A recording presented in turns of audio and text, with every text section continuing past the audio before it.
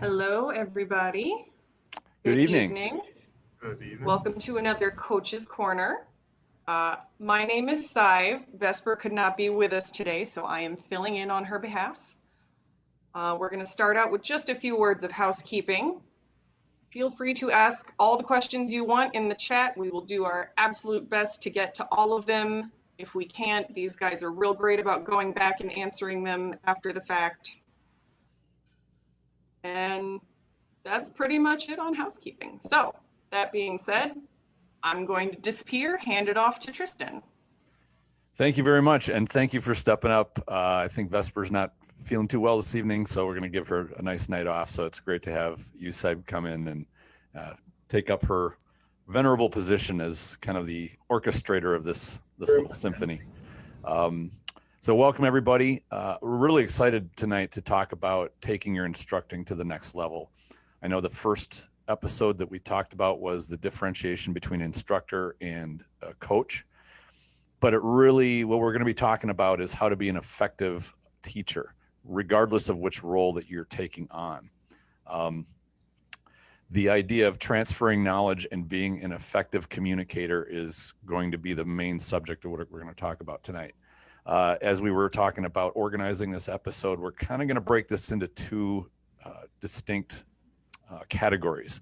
The first one is being a short-term coach. So you're working with somebody for an afternoon, maybe 5 minutes. You're on a pickup field. They want some advice from you how to be better, something that you can give them in just a few moments of analysis and assistance. And that'll be one category. So you're working with somebody very short-term. The second one will be working with somebody longer term for weeks or months, maybe even years, to try to get the best out of them. And this is they're both involved effective. They both involve effective communication, but they tend to be very different creatures because when you work with somebody over time, you get to know them much better and you can communicate with them more effectively. So with that, I want to welcome Sir Octa to come with us this evening, Duke Brannos and Viscount Sagan. Our venerable teachers and coaches are here tonight. So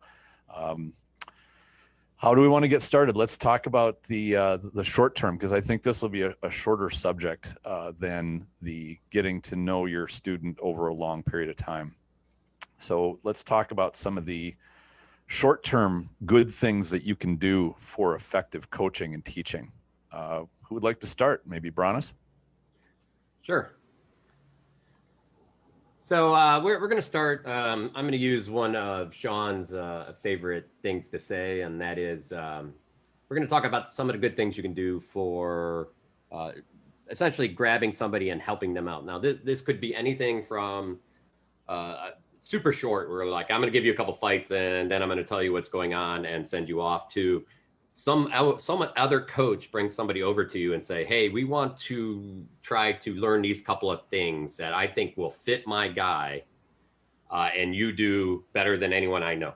And the idea here is, how do we train those people? How do we get to a place that you're effective for them so that you're not wasting your own time and their time? So the first thing that Sean puts this is as identify the deficiencies, right? So that can be done a number of ways. One can, you can ask straight out, ask the coach to say, okay, well, we're going to work on, he's weak on this block, or he's weak on this throw, or his wraps, you know, his wraps aren't perfect. Can you help him on those things? Because your wraps are. So try to identify him and make him very clear prior to just, you know, jumping into fights and trying to figure it out yourself, because you may not actually see what the weakness is. And by having a heads up, you can look for it and say, oh, I know it. Not only do I see it, but I know exactly what's happening, because you understand that better, maybe better than he does or his coach does. This is why his trainer and coach brought him over to you, is maybe to try to get that help. On the other side, could just be somebody walking up to you saying, hey, do I want a couple of fights, right? So you're going to have to, that one's a little harder, you know, because they're going to ask, can you get feedback? So we have to figure out deficiencies relatively fast. Oh, you're pausing there a little bit. Right. We lost you at figuring out deficiencies pretty fast. Okay. So at those parts, what you want to do is have some basic ideas of things people struggle with, so you can go through your checklist. But the key here is to be able to really get time, look, identify where you might be able to help them, and also be truthful. If you can't help them, then just say, I'm not sure I'm seeing it. Let's go through it really slow. Let's see how that you're turning. Let's see, make sure your blade's on. Let's see your hip dynamics and your feet dynamics in slow motion, because I'm just not picking it up. And some of those are ways to help those people that are coming to you for sage advice, right? And so this, I think, is the first thing that's and the biggest part of helping somebody in the short term. Sagan, what do you think? I agree with you, Grace. One of the first things we do is identify. Now then, we can identify by asking, or we can identify by observing. As you said, sometimes students come to us, trainees come to us. That's very straightforward. They are coming to us for the specific. Sometimes we observe, and then we ask if we can assist. And at that point, it's up to us to communicate well in what we observe and go through the why, when, how of what we observe. And we critique, we instruct, and we follow up, because the follow-up is we want to make sure that whether or not the student trainee came to us or we went to them, that they have a positive outcome. And that's why one of the things, and I believe you may have said this already, is that we ask if we can assist them when we approach. We don't assume, right? It may not be convenient for them, or they may just not be interested. But the idea of identifying what we're going to work on, how we're going to work on it, and getting it done in a manner that has a positive outcome for the student trainee is the absolute that we are after. Yeah, and just to throw 2 cents in there, if it's at a practice or maybe you're visiting someplace and you're just observing, so they haven't come up to you and asked for things, but you know the people are looking for feedback if you're there. I usually ask the trainee what they're working on. What is their mindset? What are they accomplishing with this particular fight that I'm trying to critique? So if I walk up on a fight, they might be working on a certain thing and not just sparring. So I try and define that, and I'm always looking for that base mechanics, footwork, balance, stick mechanics, and then maybe a little more, how are they viewing the fight? My interpretation of how they're viewing their fight and moving through what they're putting out and what the feedback they should be getting from their opponent. I think this crosses some of the topics we've talked about. This has come up a number of times, or a number of subjects, which is improved communication with your opponent. Not just communicating, yes, the blow was good, or no, it wasn't good, but what are you working on? What would you like to improve today? Or what are you struggling with that I might be able to help you with? The communication goes on many different levels, not just that was good or this wasn't. So the more you build that camaraderie and brotherhood or sisterhood with your fellow fighters, and to let them know that you're there to help them out, then you will find out what often is on their mind. And this kind of comes to our next point, which is we talked about adding a technique that they may not know already, or maybe they're struggling with and they need some help with. What I've found is that when there's something that's on a fighter's mind, like he's saying, I have trouble getting to a leg shot, for example, or I don't know how to throw that offside body, I'm struggling with it. What they don't need is for you to come in and describe something completely different, like how to throw a good wrap shot. If their mind isn't on, I want to develop a good wrap shot versus I want to nail that leg, or I want to get that offside body, if their mind is on working on something, try to find that out and try to guide them where their interest is, rather than jumping tracks and telling them they need to do something completely different. Yes, they may need that completely different thing, but there's a difference between a need and then where their interest will drive them. I've always found it much more effective with students to help them with what they're passionate about at the moment. And that passion will change next week and the week after, but for the time being, it's good to guide that. All right, let's go on to the next one. We're talking about adding to the understanding of the fight, which is, I would call that fluency, the fluency of the language of combat. And adding to that is it takes so many different passes to do it. Don't think like you're going to hyperdose somebody on, bam, you're going to just tell them the one thing and they're now going to understand all the nuances going on in a fight in 10 minutes. Like that's put that right out of your mind. And that leads to actually some bad habits, which we're going to cover after we cover the good part. But I think for this one is understand, have patience as a teacher. Be patient and realize it's going to take time to build fluency, and let it take that time, but add to what they can understand.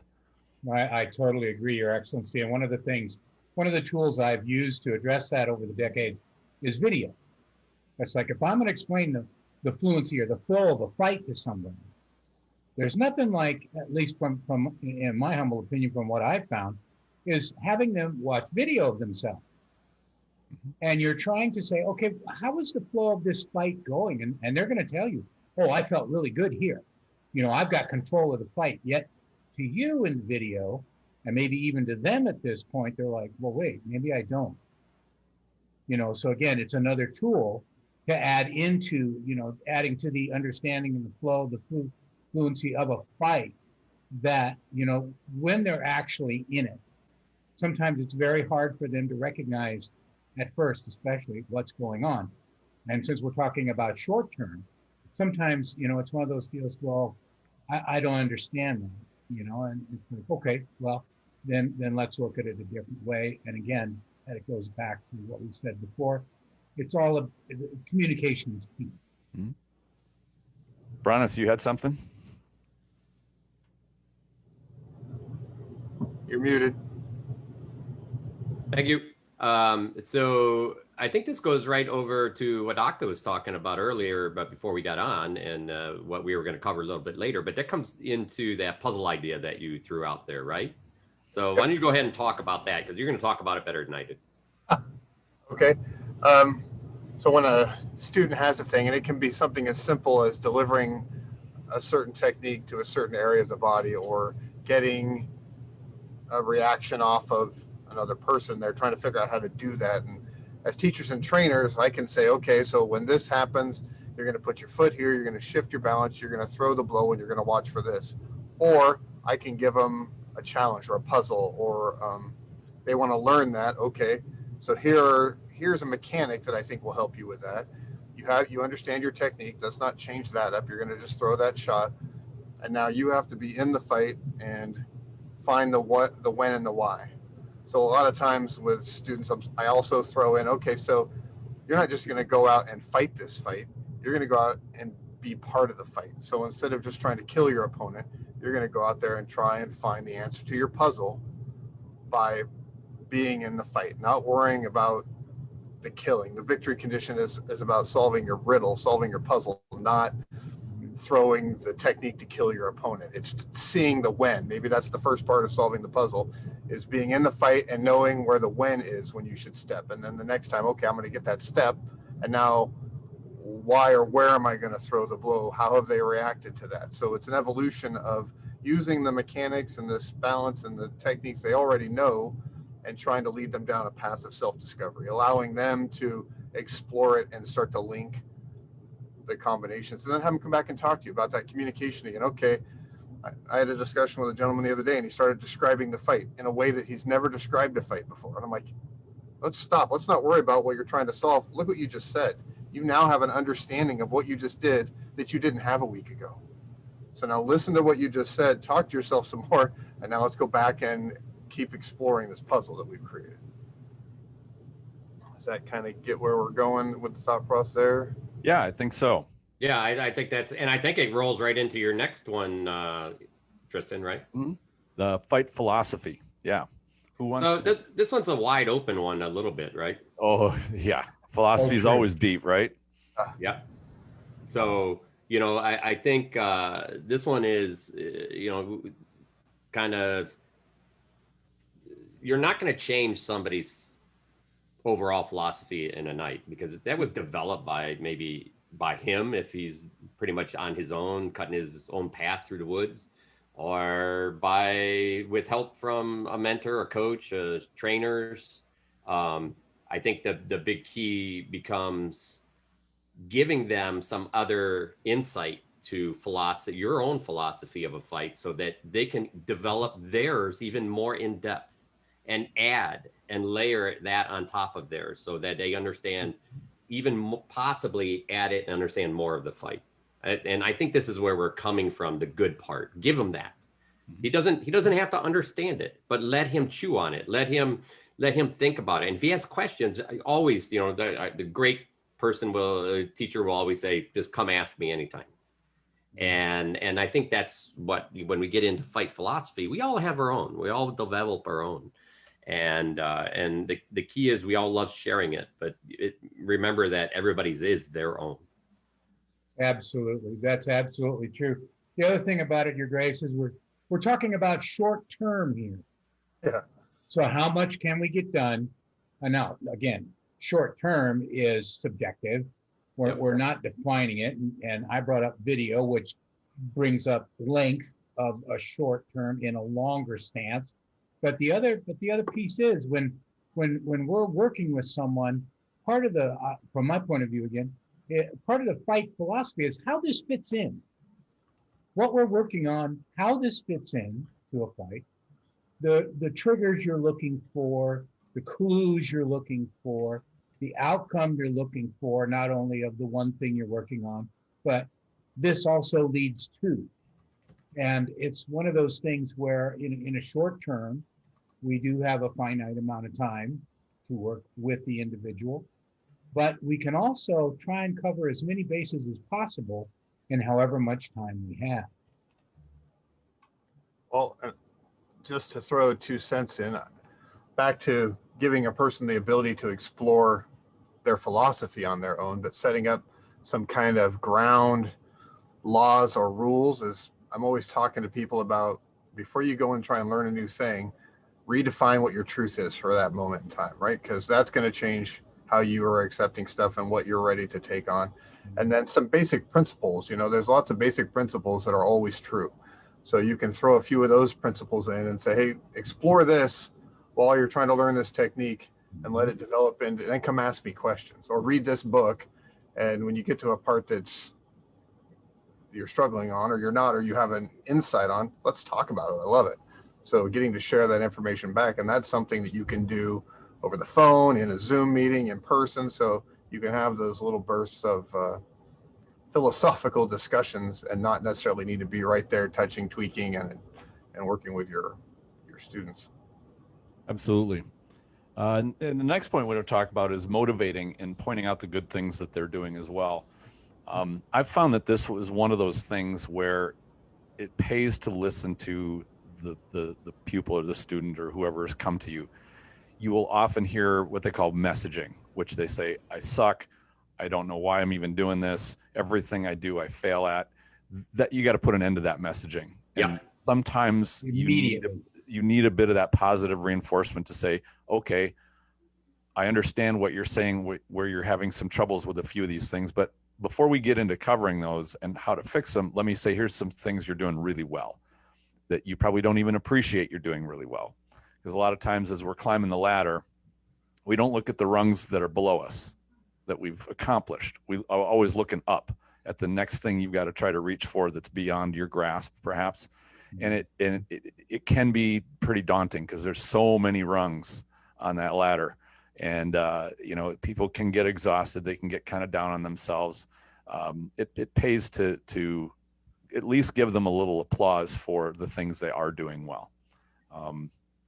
So that always goes the positive reinforcement along with, I hate saying negative reinforcement because I really don't like the concept of negative reinforcement, but the reality is to say, yes, you can improve. You've got some issues with one thing that you're dealing with. You can improve it. Let's just work on improving it. Never make it a bigger drama for you than it is for them. In fact, say, let's take the drama out of this. Let's just look at improving what you can do. And let's just take it in small chunks. Sagan. Yeah, I would agree, Your Excellency. It's one of those things that you always want to leave the student trainee in a good position. Like you're saying, you definitely want to end it with a positive note if you can, because that is, as we've said, we're trying to come up with a successful outcome for the student trainee. And yes, there may be things that we are offering in a positive, negative manner, but it's building towards a successful outcome. And motivation could be just the fact that you're talking to them, that you're taking the time, that you're there, they realize that you're there for them. And in that two-way communication, where you've instructed them, you've critiqued them, you've given them your observations, and you've asked, do you understand? Have I given you something useful? And that communication can continue if they come back and say, I'm a little confused about this. But the ultimate end, as you were saying, is to be positive with them, to share it with them, and to own it with them. They're looking to improve just as we are. And so we are there to help them along that path. So this is one of those that's a really complex subject, because this goes into that idea of breaking somebody down sometimes. And you can really find that in your own students and have a better feel for that. But if you have somebody bring somebody over to you and say, this is what I would like you to do, they may say, I would like you to lay so much stick on this guy, he's willing to listen again. That he's willing to see that he is not the best guy on the earth, and that there's still more to go. Right. And sometimes the guy bringing him over to you is doing that because maybe he can't do it anymore, but he knows you can. And you're going to push this guy, and that guy's going to go home. He's like, man, next time I see that guy, I'm going to beat the hell out of him, because I'm going to get better tomorrow. Right. So there are those cases where you have to break somebody down to build them back up. So, it's not this kumbaya world where we can just constantly heap appraisal. Right. We have to have some criticism balanced with the positive notes that the things they are doing. And that even affects more when we go into long-term training. We'll talk about it deeper there. But here, it becomes so important that if they come over and you're catching attitude right away, you need to snap that and show them, like, okay, we're not going to start off with my B game and look for stuff. We're going to start off with a couple of shots. And if I get one shot them 2 or 3 times, immediately they will listen. Well, and not to jump ahead to the bad category, but I think one of the worst things you could do is take the guy that's beating himself up in his own head. Oh yeah. And then unleash on him. I agree. The same way that you take the arrogant jackass and start praising him. Either one of those is going to be the wrong tool for the job. And of course, perceiving where the person's at that's the tricky bit. Making a good analysis to say, what does this person need? Do they need reinforcement, or do they need a good reminder that no, they're not God's gift to fighting? Yep. So Call that reevaluating the truth. And there you are. That's it. Yep. The next one we're coming to is helping his long-term trainer or coach with key points to work on, and that is if you know who that person's trainer or coach is, who their knight is. They may just be somebody that walked out of the crowd and said, hey, I saw you do this really cool thing, and I want you to show me how to do it. Sometimes you'll have a relationship with that person's instructor, and sometimes you won't. Brannos, do you want to speak to the helping the long-term trainer coach? Yeah, I mean, I think a lot of times what we see is people bring people to others that they know they when I started putting this list together, it was almost towards like, hey, we're now teaching at the top end where there's very little things that have to be kind of groomed out of people. And, so a lot of times somebody will bring them over. It doesn't even need to be their coach. It could be somebody at their practice that knows you, and they're like, this guy has some stuff to give you. But in the end, this guy was nice enough to help him. He's mentoring him. He may not even know it. And so by passing the information that you're learning to both of them, there's a better chance for them to go home and work on this. If you just pass it to one person and he's getting a ton of information from everybody else as well, there's a good chance maybe it never comes home. So the big piece there is there's a lot of times somebody will come over and I'll work with them and I'll be like, where is your knight around? And they'll be like, yeah, he's right over there. I'd like, do you mind if we can talk with him? And I'll have him just come over. And I'm like, hey, I hope you don't mind, but here's some things I've noticed. I thought it's something that might help him. And, usually they're more than they're more happy to take that. And they may turn around and say, well, that's not really what we do. And I'm fine with that too. Just be careful. That's the on our bad list of things you got to be careful as a coach doing. But it's a good way to help somebody with somebody else to remind them, even if it's just their best friend. Mm-hmm. Well, and I found too, sometimes if we're working with somebody in maybe a squash tournament or something, I always ask them, hey, who's your knight? Mm-hmm. Go through this, and it helps if I know who that person is, because I can go later and say, hey, I worked with your squire, I noticed A, B, and C, so this is what we talked about. Just letting you know so you can reinforce that if that's what you guys are working on, and here's the next evolution that I'm thinking about for this person, or what might help motivate them. So you don't give that to the trainee because they're not ready for that yet, but I can impart kind of that philosophy, especially if I know the night we can have a discussion back and forth, and then I know what to help with the next time, sort of. And that brings us right into introduce them to others. And this is something that I've heard a lot of nights talk about, of the importance of not only do they introduce them to others, they kind of kick them in the pants and go shove them over to other people. So you need to go fight this person, or here, you're going to go to a war. I want you to go fight 25 knights in a pickup field. Just, get out and not only fight them, but ask them, what can I do to be better? Because, the different opinions that come in, something will click. Even if it's the very same thing you've told them week after week after week after week, somebody else words it in a way that suddenly makes it register. Yep. Sagan, do you have something to add on that one? Well, you guys have really covered it in most aspects, in that if you have the opportunity. Again, we're talking about short term. If you can involve their trainer, coach, knight immediately, that would be great. In other words, so you're there at fighter practice, you're watching this squire fight, his knight, and he's 15 feet away from you, and you go get him and say, I'd like to make this observation. And if he says, okay, yeah, then you're on you go, and if he says no, well, then you know where that goes. Again, we're into good conversation and communication here. And if you can get him to come over while the squire is still fighting, then you can point it out to them. And maybe that's where it ends as far as your involvement as the short-term coach. The knight is now aware, and the knight agrees that, okay, yeah, I can take care of that. Or, oh no, would you please work with them? And again, it's all about the communication. Mm-hmm. Yeah, and I think even introducing to others, it's a pathway. Not only hey, go fight this guy, or go over there, try to get some pickup so you can learn more, but it's even at another layer. You're laying a foundation to allow this person to grow more and more and more, because as you introduce, people start knowing each other off the field.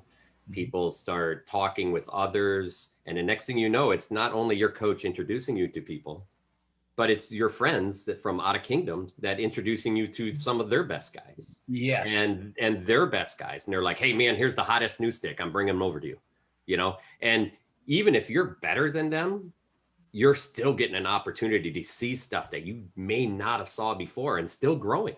So this is why introducing people to others and letting them have that whole experience in the SCA and be a whole part of maybe a group you're already part of is kind of like that big step sometimes without even fighting. They're allowed to get into those places.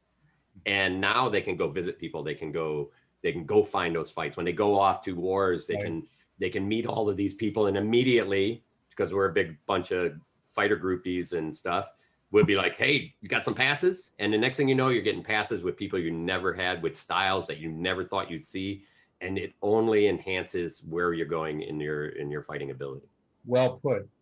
And it is one of those things, to address what you just said. You're doing a follow-up with the training on the one aspect, and you ask, is there anything else I can help you with? Well, I've always wanted to learn greatsword. I can help you with that. I need to go over here. And it's one of those things where you've assisted them in one aspect, and you've assisted and directed them into another aspect they're interested in. So again, it comes down to communication. Definitely does. And that brings us to our bad list, or the don't be that coach, don't be that guy. And I'm sure we've all run into him, that he really wants to make you a better fighter, regardless of what you want to do, and you're going to pound it kind of into your head. And so one of the ones, especially for the short-term coaches, don't just beat the hell out of the guy. If somebody comes over and asks, for some help, just showing them how good of a fighter you are and unleashing yourself on them is not going to be very helpful. And I've noticed this same quality when I've gone into martial arts seminars and whatnot, where instructors get so full of themselves that they want to impress somebody. They want to impress you with how much they know. They really aren't there to teach you or to impart knowledge on you. They're there just to sort of wow you with their abilities. So that's one of those things to avoid. And,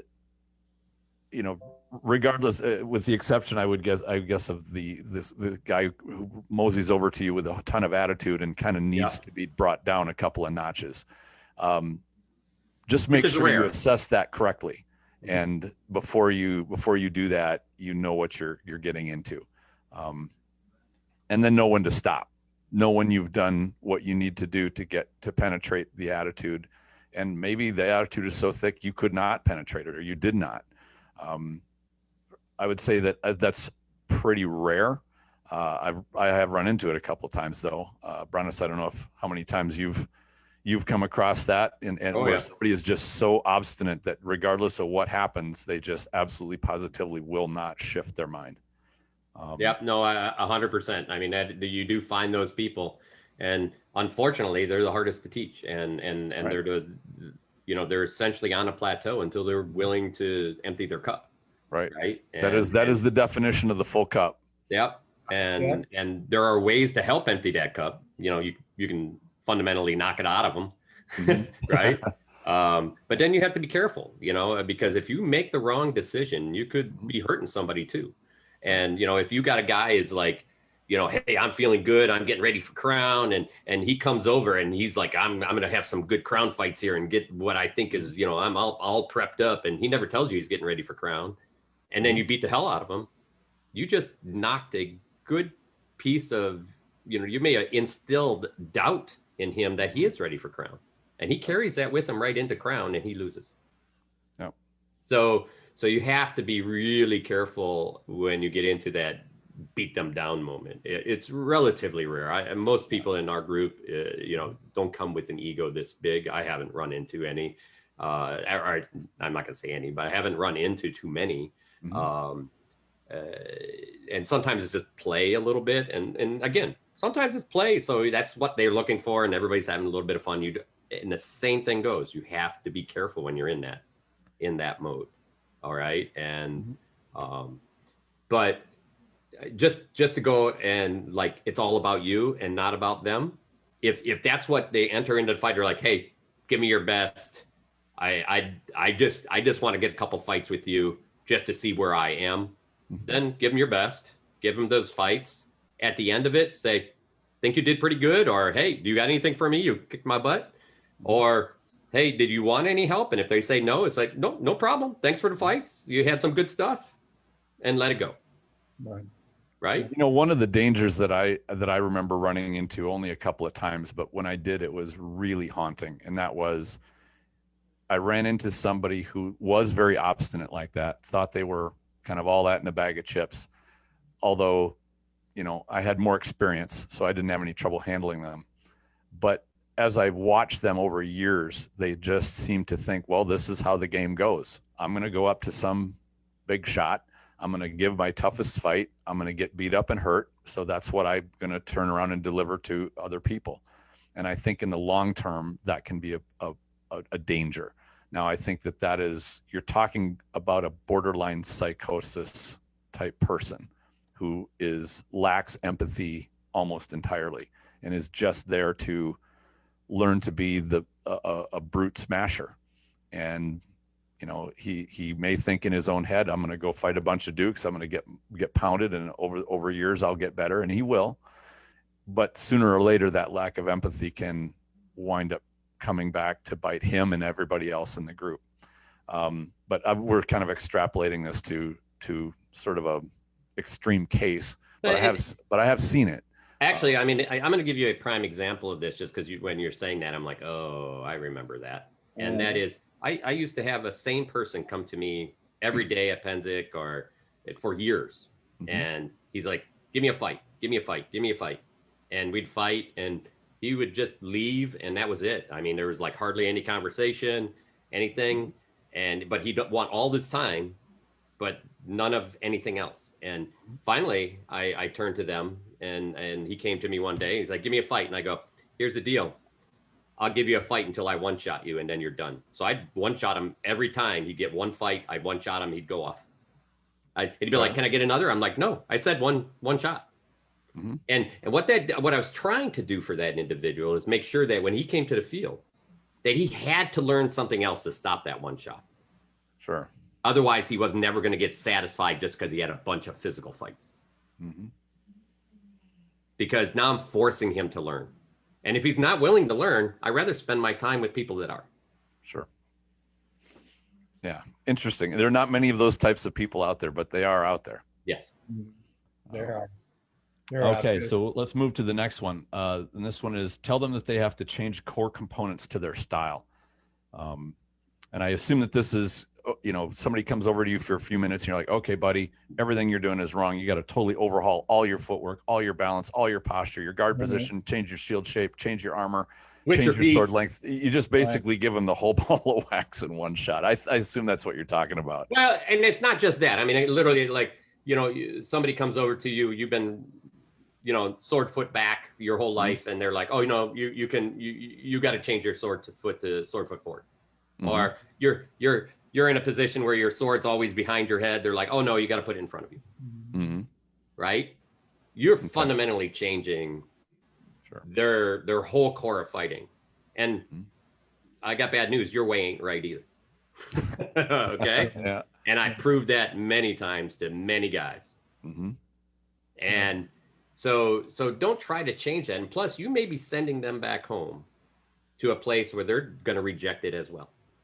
Now they can't help that guy anymore. It's like, oh, I want to fight like Tristan. So I gotta stand perfectly sideways and do some crazy stuff. And I'm going to fight like him. And they're like, and then they expect help from you. And it's like, I got bad news. You can go ask help from Tristan, because he's the only one that, you know, he's the one that knows how to do that. Yep. So that's where I'm getting at in this one, is that sometimes we tell people to do stuff, but there's so many implications at home. You may be setting them back forever. Right. And this is the cautionary tale. Yeah. The bad side. On the good side, we I don't know how many times all of us revisited, communication is key. Good communication is key. Here, yeah, no, right? Beating them down, okay, mentally, physically, and then it comes to another mental, physical thing. You have to change this. You absolutely, no, you know, I don't know what you think you're doing, but you're doing it wrong, right? And now you need to do it this way. And in a short term, maybe it's not that devastating, right? Like Brannos said, you know, they're going to go back home and they're going to say, well, this guy said, and they'll be immediately corrected. And it'll be like, well, why? Why did he want you to do that? Did you understand why? You know, okay, well, let's try it and let's see what happens, right? And again, on this side, again, on the good side, we're looking for a positive outcome for the student trainee. On this side, I don't believe it's a positive outcome for the student trainee. It's a positive outcome for the coach. So. Yeah, that's true. Because when the coach succeeds because the student learns, and the student is better for having interacted with them. Hey, we got a question out there, if you don't mind. Yeah. Go ahead. So we got Quill online, and I love when he comes. We'll get him back out here. That's great to hear from Quill. Yeah, exactly. So he's like, how do you handle somebody that's just out there to prove something? In other words, and we get that. I mean, they want to prove that they fit in your group. They want to prove that they're one of the best. They, you know, it's that they don't care about learning. They just want to prove something. You know, and you know, I guess that's a really good question. What do you do with those? I just kind of gave one example, but I don't think that example is really to somebody that's want to prove something. That is an example of somebody that just wants to get their time in. I think on the prove route, I think you give them opportunity. Most of the times with somebody that just wants to prove something, they want to prove it so bad to themselves they make mistakes. Mm-hmm. And you just let them make their mistakes, and you just take that path, put stuff on them, talk to them politely, and until that point where you can do it a couple of 2, 3, 4 times and prove to them that they are still learning. And you know, I think the path here as a good teacher again is you're just trying to get people back on the path of learning. And you know, even if they beat you up a bunch and they're trying to prove that scenario, then you say, I think you're doing great. Now there's lots of stuff to also, not fighting is not the only way. We have lots of guys that probably fight really, really well, could fit in some really high end circles, but they don't interact well. And that's part of being a part of a community. You don't interact well, you're not going to get those fights. And so you have to say, hey, maybe next time you go to a fight, just ask them, say, hey, I'm just trying to kind of get a feel for where I'm at, and I'd love to get time with you. I've heard lots of great stuff about you. And then all of a sudden that person, you're kind of giving a little buttering side there, but that person's more than like, hey, this guy's kind of nice. You're coming in a space. The reason you're there is because he's there. So you better be polite to that guy. Otherwise, he's just going to go over to his buddy. He's like, oh yeah, I just fought that guy. He's really good, but he's the asshole. You think that guy's going to fight you? Probably not. Or his buddies. Yeah. Well, and I think sometimes part of being a good trainer, teacher is to teach people how to be good students and trainees. Yes. People the right way to come to a teacher and phrase your questions, or if you're looking for something, how to teach them to articulate better than just me bang on you now and come across as just wanting to prove themselves. Because as a trainer or a teacher or even a fighter, when somebody just wants to come up and see who can pee the farthest, if it's with attitude, it's not any fun, and we don't give a lot at that point. It's hard to keep your open trainer mind sometimes when folks come at you like that.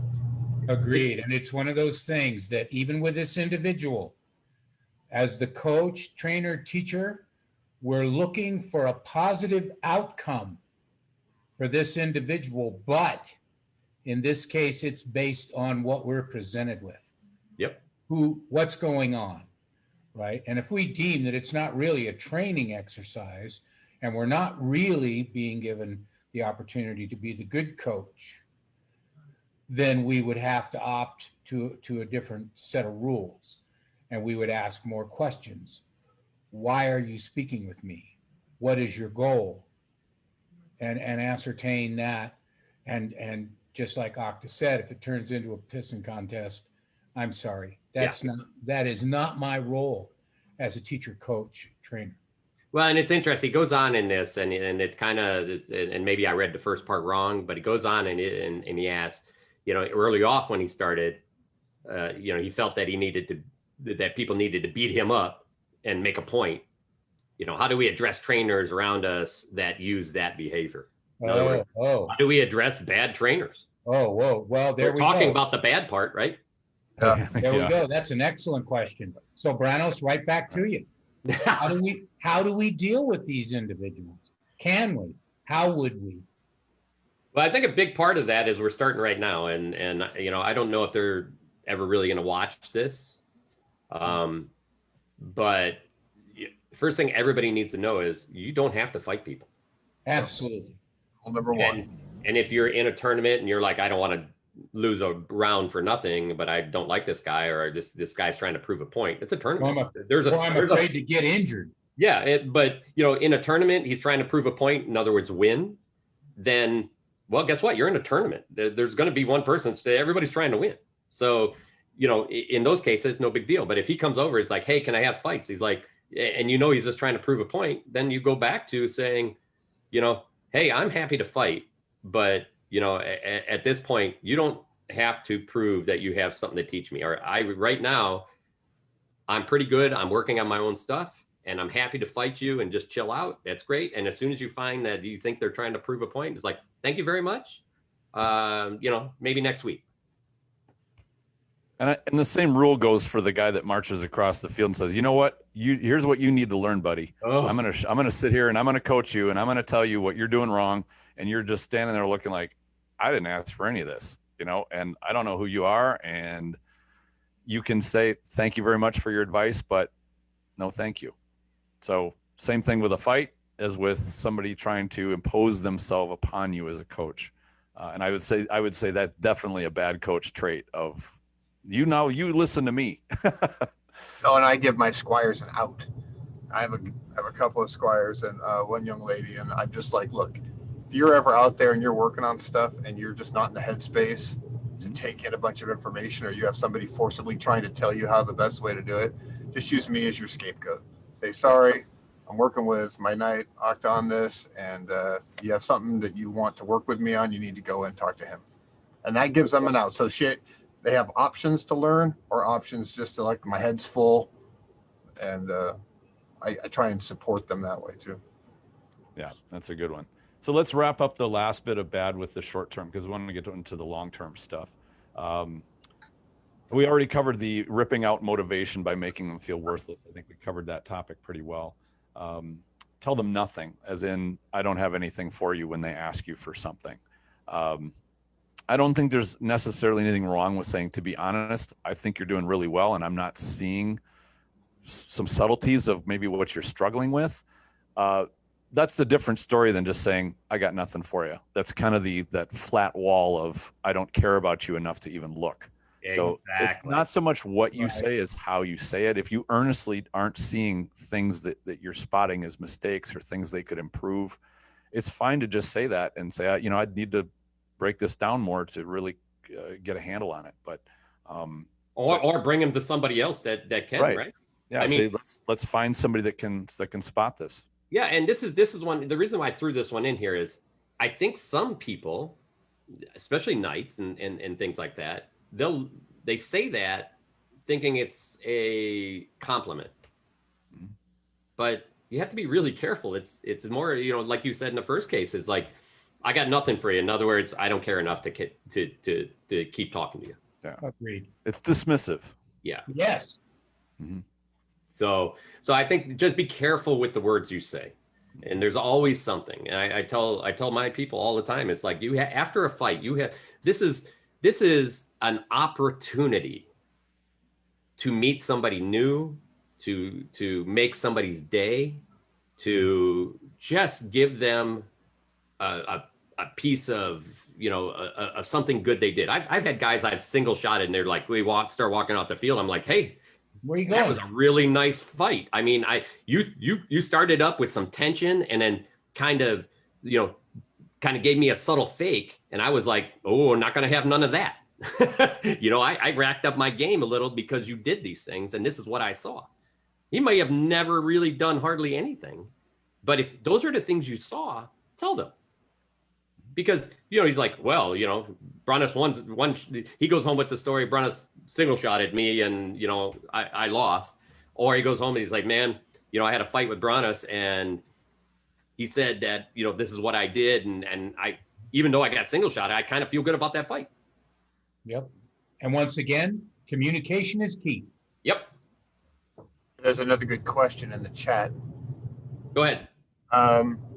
So back to politely refusing training. It's how does it affect the standing of an unbelt that is approached by someone who offers unsolicited advice when they are working with a coach that may understand the unbelt better? Example, I have limited mobility due to past injury, and many people don't know that. If the unbelt refuses the advice, Are they going to be, is that, I guess we're looking at it maybe a knight or somebody of stature going and walking away saying, oh, that person didn't even want to listen to what I had to teach. And No, I think that's a good question, and Yeah. a lot of people throw that one out, and I see it all the time.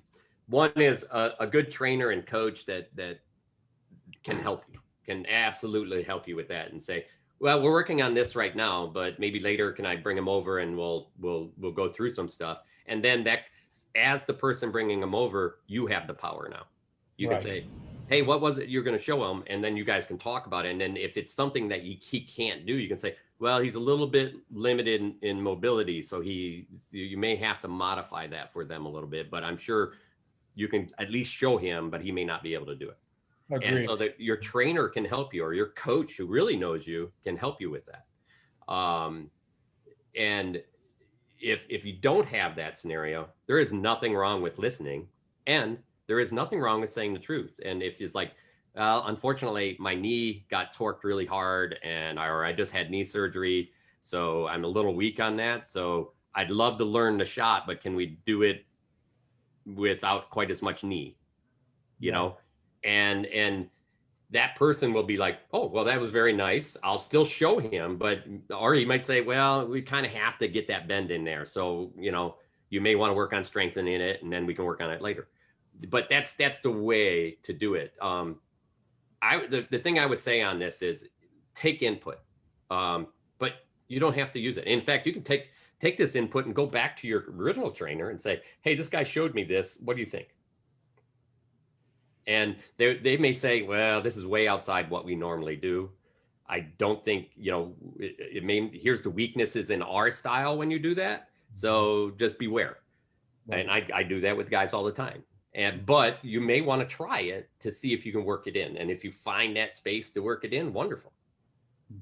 Right? Again, you may end up training your trainer. Right. Again, we're back to communicating. Yeah. Here I am. I'm Squire Bob. My knight's not there. Duke Brannos walks over to me and says, XYZ. In my head, no matter what His Grace just said, I have a decision to make. But I need to communicate to His Grace. And that's where the conundrum comes in, right? You need to communicate. As we've said, this person has offered you the student teacher role. And if nothing else, as His Grace said, you can listen. But we've also said a number of times over these Friday nights that it's imperative that you be the good student trainee. You explain, things, you say this, but, you don't say, oh, no, I'm not interested. You could say that.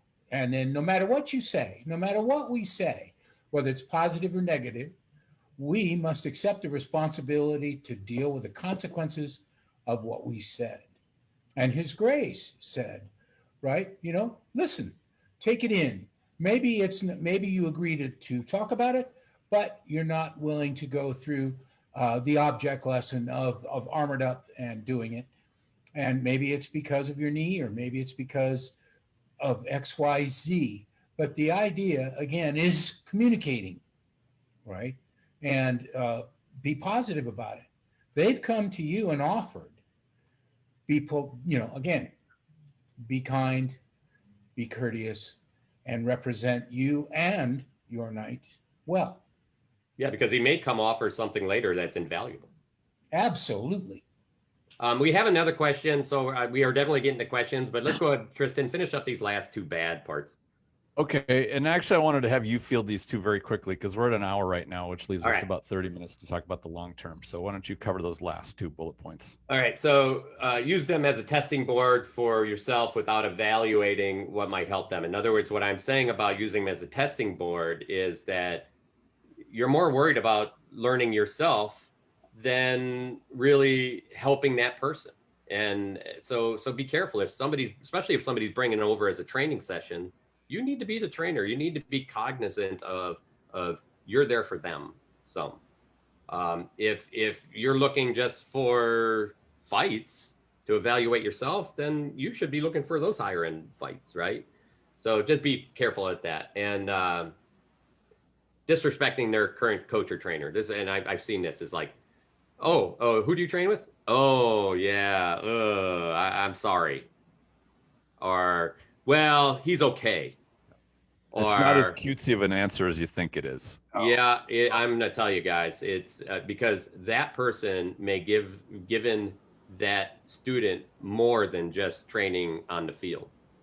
He may have given him friendship. He may have helped him move. He may have bailed him and his wife out. And as soon as you disrespect somebody, fundamentally you disrespect yourself because that guy has no respect left for you, and I don't blame him. Nothing to be gained from disrespecting somebody. So Absolutely. absolutely uncalled for. Sure. All right, so let's go on to the topic of the long-term coach, and this is working with somebody for months or years, perhaps, and this is where the relationship gets very intimate and personal. You really get to know the student gets to know the coach. And before we jump to that, there's one more thing that I think bears mention that it just occurred to me about the short-term coaches. When you go through with somebody, even in just a couple of minutes, you're sharing your thought process for how you're going to break down what's wrong, what are we going to do to fix it, and show that to somebody can be what you teach them.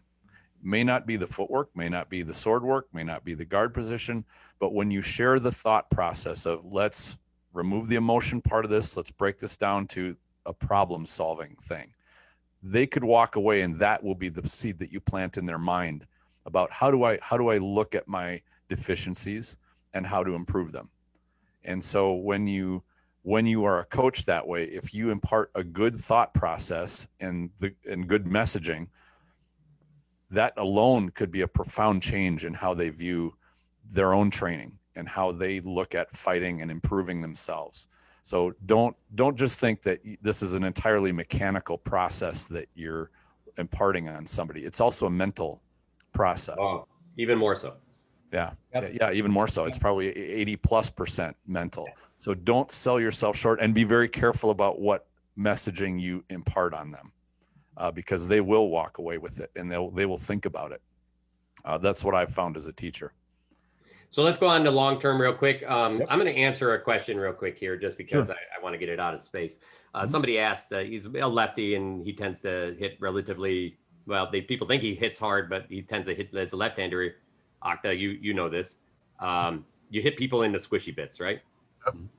And so you take a little bit of like, I don't like that guy. I don't like fighting him. I don't like, and he was just asking, the question was, what can he do, because he gets this negative connotation, why he believes that it's part due to why he's never received like kingdom level awards. So first thing I would say is if you are hitting people and they're not enjoying the fight, you have to find a way to help them enjoy the fight, because that is 100% of what we're here for. And that may be saying, hey, I'm sorry that I know that didn't hit you in the armor. It may be go with lighter swords so you're not hitting quite as hard. It may be change your targeting to targets that do have armor on it. That would be my first question. Are you capable? Do you have the targeting to hit exactly what you're aiming at? Right. So yeah. Are you accidentally hitting armpits, or you can't hit a breastplate, or like, how does that work? Because that's what you need to fix. And a lot of this is communication, I think, with your opponent, because in the end, it's people around you that like you and that enjoy their time with you and see what you're doing that make you, that recommend you. So take a look inside a little bit. And if you have to, even go to somebody and ask them and say, hey, are you okay with me? Yeah. True. Absolutely. And once again, here we are. We're back to communication being key, right? Yep. Now, from my observation, we have someone who's not quite sure how to fight lefties. So how do we assist? No. Okay. Well, if they come to us for whatever reason and speak this as an absolute truth for them, then maybe we direct them to others like left-handers. right? Maybe we advise them, go speak with the left-hander and let them know you would like to train with them. You are willing to be the student, the trainee, and express what your concern is. And your concern right now is XYZ, and take the responsibility for being the good student trainee. And I would just throw in my 2 cents. If you're able to deliver power that exceeds what people are needing to take, well, that's a benefit. Now you just have to adjust your mechanics and throw that force you're generating up your speed, change your timing, deliver a little less force, and just adjust your mechanics a bit as another answer to that too. If somebody's willing to take a lighter blow and you can deliver a lighter blow. Once again, you as the lefty need to be aware of the situation. That's where communication comes in. Absolutely. Sure. Let's shift to the good aspects to focus on for long-term coaching. And right at the top of the list, we've got help keep your student motivated. Mm-hmm. I remember way back, there was a book called, what was it, like How to Win Friends and Influence People. It's basically like a 100-page book of how to just throw compliments at people. Well, there's more to motivation than just saying, hey, you're great, and being like a cheerleader. And Brannos, maybe you could go a little bit into motivation. I want to hear from both Sagan and Octa on this one too. Okay, so I'm going to try to keep it short, but this is the one thing. I mean, I know technique and I know those things. The one thing I think I do the best with is motivation and understanding how to push people. And sometimes that pushing is hard. Sometimes that pushing is soft, but reading people is what I do well. And empathy piece is what I do well. So when I see somebody down in the dumps and what I make them do is find the things they are doing well. I first tell them, we talk about this, like, well, you did this and this, aren't those good? And then if that doesn't work, I'll do this. I do this with side and I did it with the wrong folder. And that is, I don't want to hear you tell me what you did wrong at practice. I want to hear you tell me 3 good things you did at practice. Right. Because then that positive thought builds more positive thought and you're not fighting yourself anymore.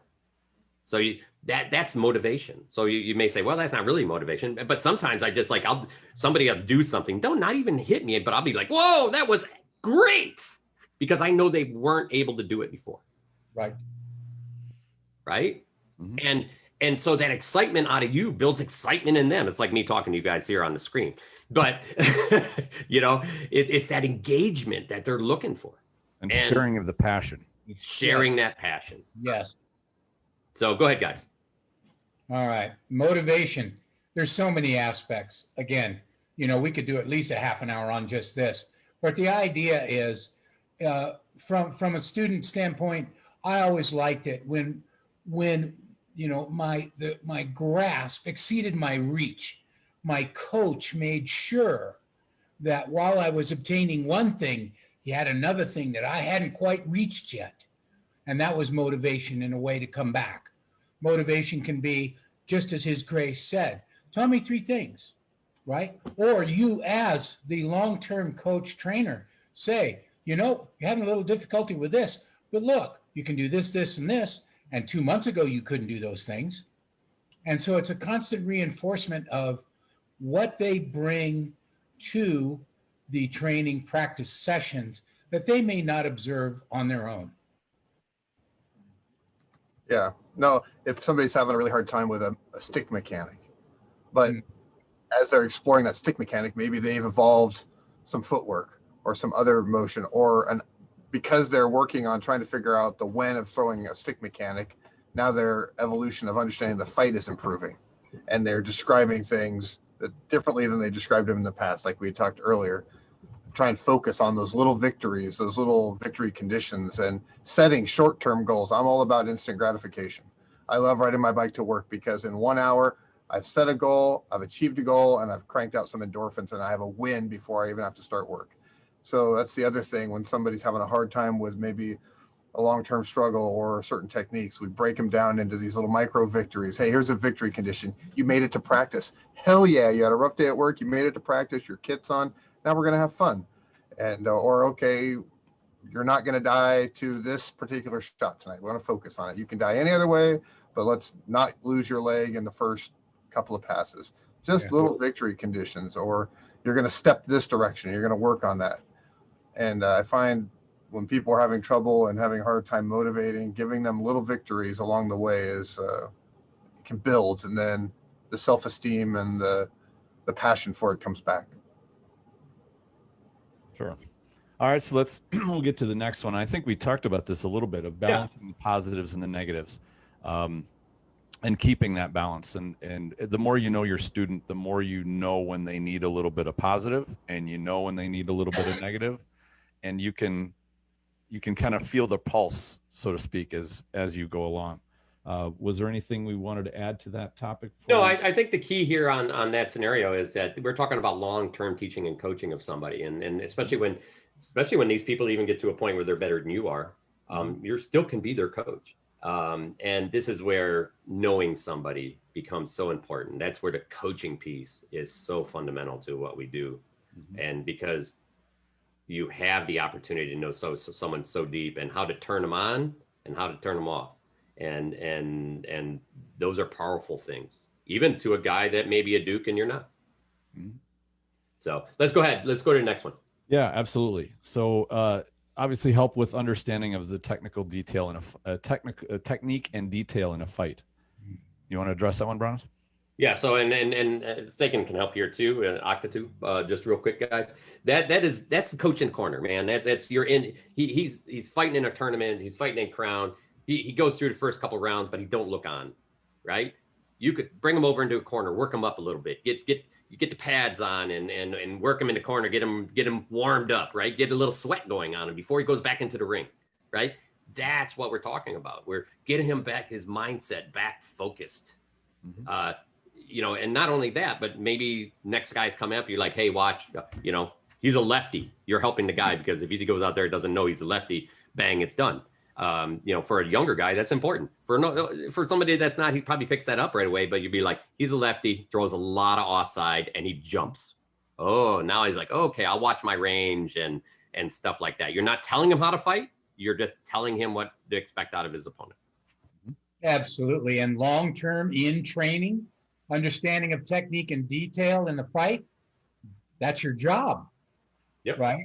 So you may be expressing multiple techniques, detailing each one of them. You're going through the who, what, where, when, why, and how, and you're progressing this individual, because at first you have the understanding that they are not going to be able to do that. You've already voiced that to them because the communication is in play, but the understanding and the detail are imperative. Yeah, and you can watch somebody fight and see what they're, especially in a tournament, you might start your first 3 fights fighting a certain way and get stuck kind of in a rut. And a coach can see this and go, hey, whoa, what are you doing? You're standing, you're trying to trade speed for speed. This next guy coming up will eat you if you try and do that. So get back into your feet. Let's get the fundamentals. Remember to move and assess as you go, and let's not get stuck in this first half of the tournament rut. I think that's really important. Last piece I want to say about that is not only are you doing it in the list against somebody else, but also helping your guy understand his own technique, and the technique that you taught him is invaluable. You're going to make him a better teacher and coach in the future. He's going to understand what he's doing better, and he will perform it that much better in the future. When you understand something is when you truly start becoming great. Tristan, you know that one, right? Yep. And so let's move to the next one, which is to work through physical issues that arise. I think this can be one of those, whether it's an injury, whether it's some kind of impediment or something of that nature, maybe that we stray a little bit into being a trainer now, taking on a little of that role. Maybe you want to cover this a little bit, Brannos? So, I think the physical piece, and Octa probably covered this one really well. You have to know what you're working with. Sometimes, that person will, it's like tweak his elbow or tweak his knee or ankle. So instead of him sitting out for weeks, you can be like, hey, how about we do standing still work? How about we work on some mental stuff? How about we work on things that don't move so much? Or, how about your elbows tweaked? How about we grab a foam sword and we go through that lighter work stuff, tap stuff, agility stuff. So you have to be flexible, right? For somebody short term, you don't need to be that flexible. Somebody long term, well, you may be that way for 4, 5, 6 weeks, a month, 2 months, 3 months, but you can still keep them on the edge and keep them learning. Yes. Yes. Engage, keep the passion flowing. Yes. If you've hurt one arm, okay, we're going to do some offhand work. We're going to do some agility footwork. So you come to practice, we'll armor up, and you're going to hold range. Yep. You're going to pick a range and you're going to hold it. And my job is to get you out of it. Or you're going to come watch some fights and I want you to critique what I'm doing. See if you can guess my mindset. How am I approaching the fight? Or perhaps they offer up, hey, I'd like you to do this, this, and this to this opponent. Okay, let's see how we get there. And we work through the process and the mental game. So right. A lot of facets to fighting that you can explore even when you're injured or needing to take a break. Absolutely, my brother. And the thing is sometimes physical issues. Sometimes they're declared and sometimes they're discovered. Yeah. In other words, the person comes to you and says, I have X, Y, and Z. And then the other way around, they don't, but you notice that something's off. Their training is affected, their fighting is affected. It's affected mentally and physically. And so, being the good communicator, you ask. And as Octa said, from the outcome of that communication, you move to another vector of the training, coaching, teaching. And it could be that they just don't have the mobility to do a certain thing. I've worked with people where I'm like, okay, I'd like you to try and do this. Can you do this out of armor? No? Okay, well, then we got to figure out the best technique to adapt that mechanic so that you can still deliver some sort of technique without the full mobility. And if you can move that way out of armor, but you can't in armor, maybe we need to go and look at your armor and tune that up so that you're not injuring yourself. True. And this next one's a monster. We could do, I think, a whole episode on this, and that is providing motivation and keep pushing through longer plateaus, or helping your student deal with being stuck on a plateau. Yes. Plateaus. Oh my. Yeah. Oh my. That's a biggie. Because when they're there and you're the coach, trainer, teacher, it is part of your job to recognize it and immediately try to move them in one way or the other. Maybe sometimes it's, you're this thing, you've heard this term, do you understand it? And you review it with them and you ask them on the mental side and the physical side, are there any issues that you're aware of that might be, not allowing you to move forward?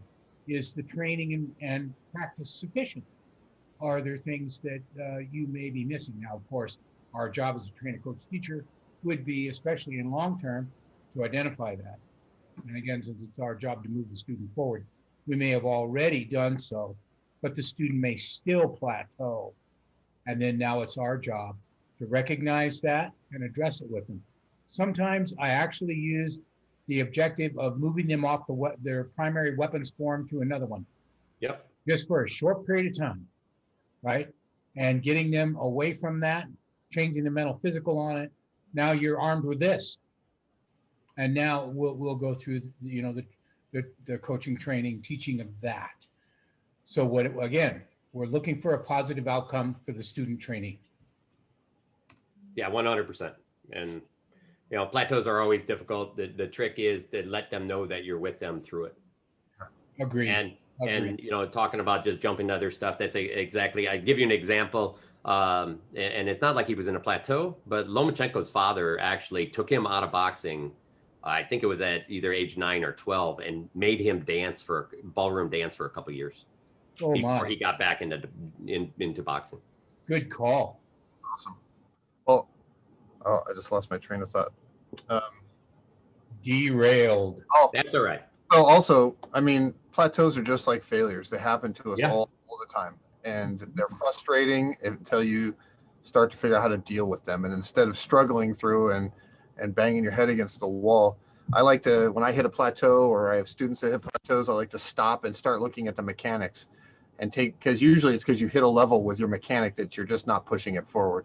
And start breaking those down. Let's start taking micro looks at a step or a flat snap or how you're reading a fight and what you're seeing, and let's start changing some of the processes and see how that reinvents a technique. I think that's really valuable too, to be able to take a step back and just look at something through a different set of eyes, which is why different swords and fighting styles is really good for that. So we're running into about 10 minutes. I really want to get to the bad portions of this.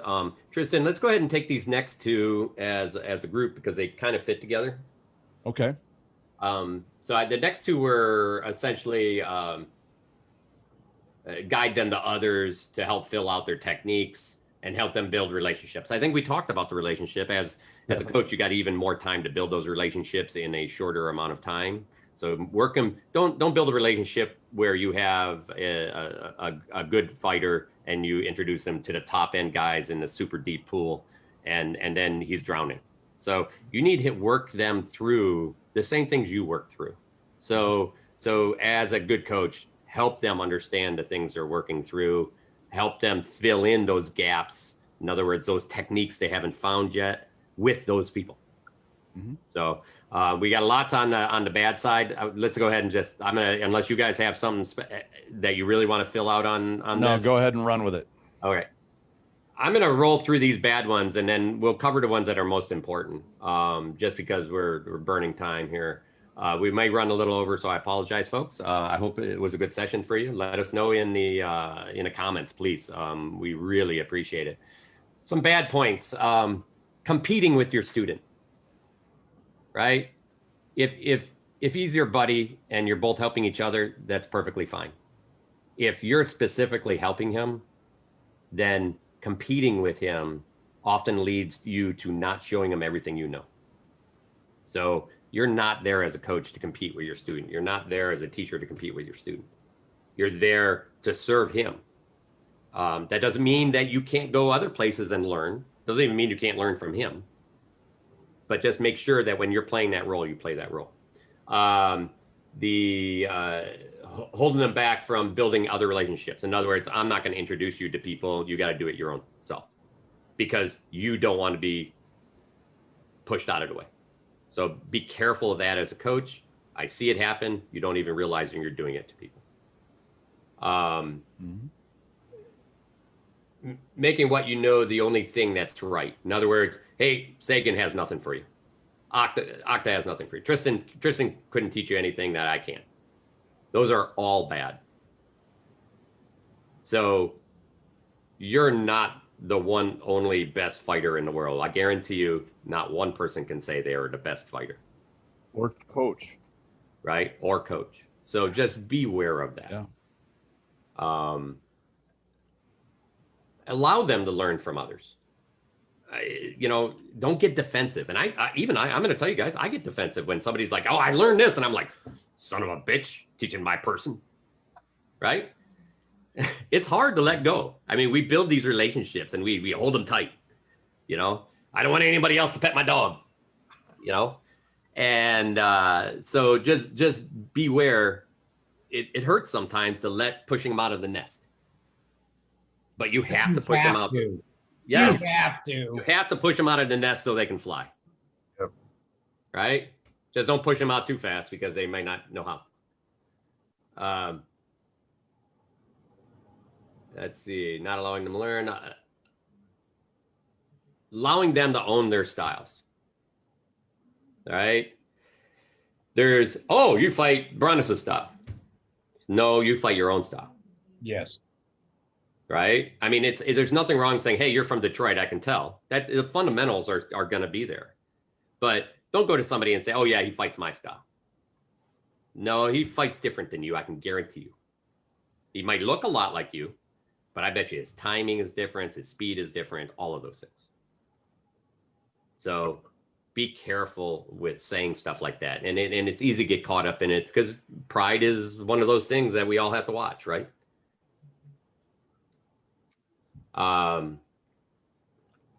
Pushing too hard, too fast. In other words, setting them up for too much failure. Okay, you could have somebody really great and you get really excited, but you push them so hard, so fast, they burn out. Or they just can't compete and they get tired and fed up. We've lost a lot of people that way. I guarantee you. What you need to do is teach them patience and back all the way up communication and tell them that, look, like Tristan, I love Tristan's idea of the ladder. Look down. That was a great find when it came across my feed. I was like, oh, okay, this has got to be shared. Right. So definitely, that's one of those things. Tristan, you had the next group. Yeah, when you originally posted, I didn't either see or wasn't on there some of the bad stuff for short-term stuff that I noticed. One of them is that I've noticed so many times, and I was guilty of this myself, just in my exuberance of wanting to help other people so much that I just flooded them with way too much. You kind of, a lot of, and I love this phrase of trying to drink out of a fire hose thing. Don't be the fire hose trying to just completely drown a student. It can happen so much, and not only from you, but if you get 3 or 4 people standing around with one poor student while you're just trying to debate each other to teach this person something, it's not going to do the student any good. They're just going to be they're going to walk away with nothing, if not even less than nothing. We already covered the, showing knowledge, trying to impress somebody instead of actually being focused on what the student is learning. That's a big one. One of them is, and I've seen this quite a bit over time, which was teaching too far over the pupil's comprehension. When you decide that and instructors do this all the time, especially in martial arts, when somebody comes to them and they say, okay, teach me something. And the instructor's first instinct is, what am I working on? I'm just going to tell them and explain to them what I'm developing in myself. You may be working on a level so much higher than what they're able to comprehend that they won't understand any of it. And the same thing holds true for teaching underneath them. Then you're kind of insulting them. And so that's where reading that student and understanding where they're at, what can you give them that's the very next thing that they need to be the next rung on the ladder. And I'm going to throw a little sunlight towards Brannos because many, many years ago, he was able to call me out. Yeah, it is. He was able to do this with me in a matter of like moments, less than a minute. He said, Tristan, try adjusting just this one little thing. And it just like kicked double doors open to a new way of me looking at fighting. And I really admired his ability for that because I watched him do it with person after person after person over months and years. And I want to be able to have that level of analysis and empathy and understanding so that I can say, I'm just going to give you one small thing, but it's going to be the right thing that this student needs to take his next step. And so in learning how to be a coach, take it on the way that you learn about fighting. You watch other fighters and you go, this person does this certain thing really well. I want to learn to do that. And you try to emulate it. You study it. You copy it. Watch how people coach and teach when you get the opportunity. Go out of your way to see other people coach and teach fighters. Study what they do. Study the good habits, the bad habits. And that's kind of why we wanted to lay these out in terms of the good and the bad, so you can start to see them, recognize them, acknowledge them in other people and in yourself. You will make mistakes. I guarantee it. Just like with learning your fighting. You're going to go, oops. You're going to kick yourself for showing somebody something that is blatantly stupid, that won't work for them, it won't work for you, and it won't work for anybody else, but you somehow will do it anyway. Have patience with yourself as a teacher, just like you should have patience with yourself as a developing fighter. Don't beat yourself up. Just say, well, I made a mistake. Let's move on and improve on it for the next time. There were just a couple of others: showing material too quickly for the people to absorb, and then showing material too slowly. And this is just the pace of teaching. And that's the thing that will determine that is being able to read your student. Are they getting confused? Are their eyes kind of, circling because they're baffled by what you're showing? Or do they look bored and dismissive? So the more you practice working with students, the more you'll get a feel for where they're at and nailing that absorption rate and giving them what they can process in the amount of time that they need to, if that makes sense. Yeah. All right, so we're kind of wrapping up. We'll give everybody a last minute or so for last thoughts. We just covered a bunch of stuff. Mm-hmm. So let's go ahead. Sagan, we're at 9 o'clock. So you guys know it, guys, everybody out there and girls, thank you very, very much for coming and listening. Hopefully I dumped all the information we actually were covering in the comments. We're happy to share them. We'll also post these on the YouTube when this comes back up, so you can see those there as well. If you have questions, contact us on when we post it up on SCA Coaches Corner. Drop them in there, and we'll hit them as they go, and we'll get other people's input as well, because there's lots of great coaches out there. So, but I think that's it for me. Sagan, what do you got? Well, again, we've done another Friday evening together. And again, we have mentioned communication, again, on the part of the coach, trainer, teacher, as well as on the part of the student trainee. You will hear this. It's a common thread. You are going to hear this again and again and again. And speaking of communication, thank you for the opportunity tonight.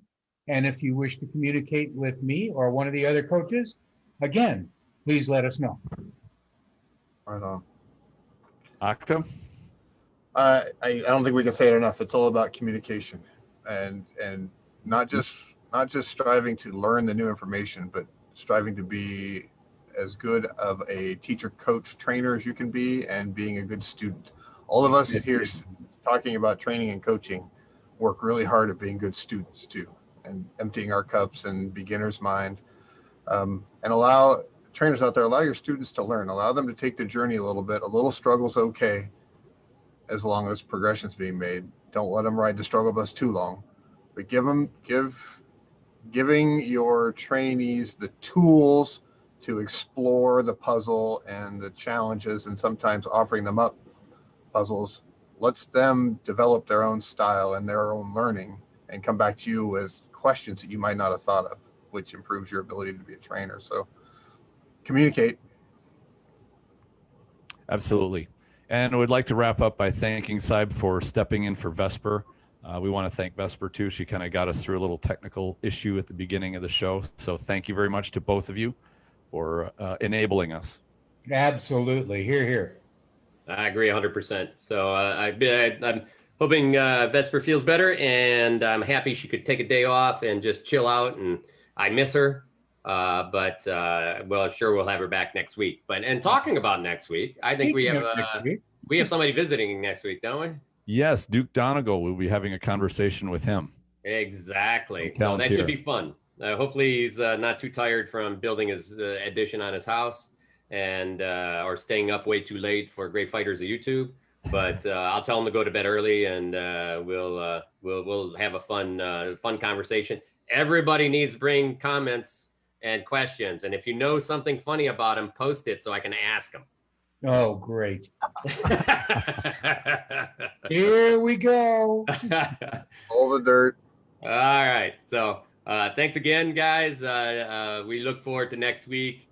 And then shortly after that, we have another video analysis by Sean and Helga and a few others. So it's been filling out, and catch up on our old stuff if you haven't seen it. Chat with us if you can. Ping me when you want. And there we go. Thank you for staying with us. Have a great holiday weekend, everybody. Have a good night, everyone. Everybody, stay safe. Bye, guys.